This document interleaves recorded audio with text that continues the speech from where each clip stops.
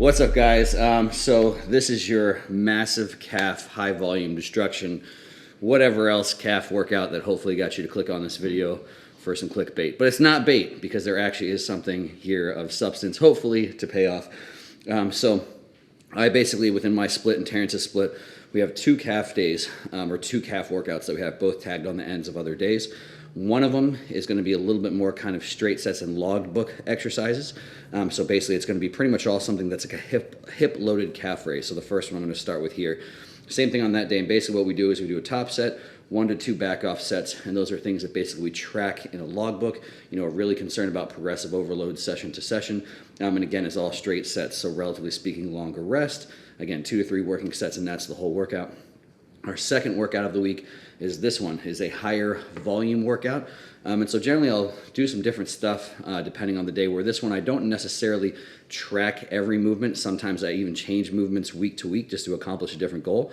And the goal here is really to accumulate more contractions in a short period of time. And if anything, train muscle lengths a little bit different where appropriate. So again, as much as the title of this or the cover of this video will say that this is your massive calf workout, it's obviously only as good as it is within the context of your whole program and how you use it week to week. So again, I think the paramount, probably the most important thing done properly in any program is that you have to have progressive overload occurring. If you're not continually demanding more of your muscles, why would they grow? So again, keep in mind this is paired with another workout, and again, this is the higher volume version. But again, I'll normally keep track of what weight I start with here as well too, and still either try and slightly progress volume or slightly progress loads over the course of the week. But what you'll see here basically is a lot of work done in a very short period of time. People always ask me how many sets. 3 rounds of this total today is what I'm doing, but depending on how your recovery is, depending on how it goes week to week, anywhere up from 3 to 5 sets or 5 rounds of this total I think would be good. But again, volume is individual dependent, volume is recovery dependent, so the same way I can't tell you exactly how much you need to eat or how much you need to sleep or the whole rest of your workouts. I don't know exactly how many working sets you need here. But for the context, I'm doing 3 working rounds today. But again, anywhere 3 to 5 is a good thing. So what's the difference basically from movement to movement? Well, one, I always say a hip-loaded calf raise is generally my favorite. So then you basically see the sled. Hip-loaded obviously just means it's actually against my hips, as opposed to a standing calf raise, which again is a great exercise, not saying anything negative about it, but you're just taking stuff out of the equation. So again, when you're doing a standing calf raise, especially if you have a lot of load, I have to brace my entire midsection, my spine, make sure none of that is moving. So I like this because basically the only joint I really have to manage aside from my ankle joint, my calf moving, is my knee, just trying to keep that fixed and still. So if you don't have this exact machine, realize you can do this on almost any leg press. So if you want to sub something out, you don't have this, just sit in a leg press, put your feet to the bottom of the sled, and you can do the exact same thing. Or like I said, standing calf raise is fine. So what's the difference that we're going to have here? Again, if they can do a different length thing of your calves, realize the 2 main muscles that make up your calf are the gastroc and the soleus. As far as length is concerned, once I'm pretty much for the most part full dorsiflexion, full plantar flexion is basically the full range of motion is what they can do with the ankle. But because the gastroc crosses over the knee joint, by changing the amount of knee flexion or extension that I'm in, I'm also changing the length of that muscle. So that's the 3 movements we're going to do today. Basically starting in this position, when I'm going through full, again, dorsal and plantar flexion, I'm going to have my knee straight. So this is really going to fully lengthen that gastroc, again, when the knee is straight and I'm in full dorsiflexion. Again, dorsiflexion is toes towards you, basically the simplified version. Then from there, I'm going to go to a seated calf raise. And so basically, as soon as I go to a 90-degree angle at the knee here, then basically that's going to be a little bit of a shorter gastroc at all positions through the range of motion. And the very last variation I'm going to do is basically a squatting calf raise. I don't even know what that one's called. Whoever made it up, good for them. But basically just I'm going to sink to the complete bottom of the squat. So I'm going to have my hamstring smushed against my calf. And so again, as far as the gastroc is concerned, when I'm in full plantar flexion and I'm in full knee flexion, that is a fully shortened gastroc. So again, hopefully, like I said, nothing's really changing as far as at my ankle. I'm changing length by changing knee joint position. Again, because that gastroc crosses over the knee joint. So all of these, because someone will ask rep range and stuff too, I'm trying to keep them 15 plus. This is my last round of this, so I'm a little bit fatigued. Hopefully we'll hit that 15 goal. But I would say as you're going through it, partials count as well too. Again, we're just trying to accumulate a lot of work in a relatively short period of time. So here we go. First one, and then we'll follow me over that way.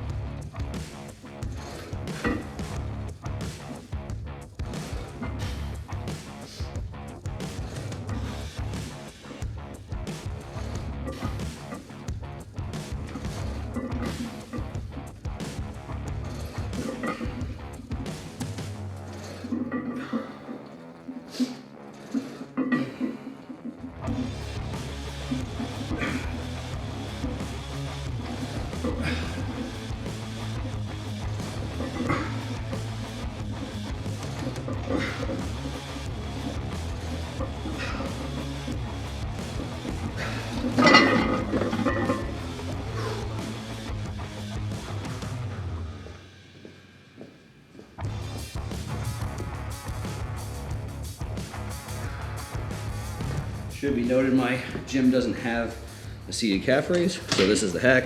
I didn't make this up, kudos to whoever did. I'm just on a lying leg curl here with the box.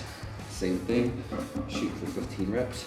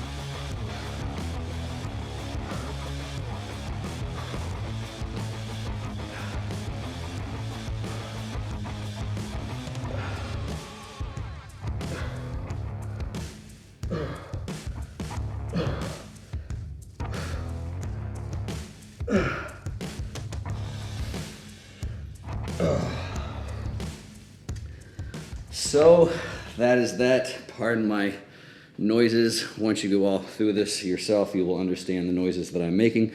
And someone will ask why I took the shoes off. They're just getting in the way and kind of flopping and falling off. You see, I don't ever tie my shoes. So I took them off for that last round. So again, give that a go your next calf day. Again, I think it works best. I think calves grow best with a little bit higher frequency. So training them 2 to 3 times a week, I think, can be a good thing. If you got 2 a week like I do, I think a good strategy is heavy, straighter sets and a higher volume day like this one here. As always, you appreciate the content, you appreciate the workout. Leave me some feedback below.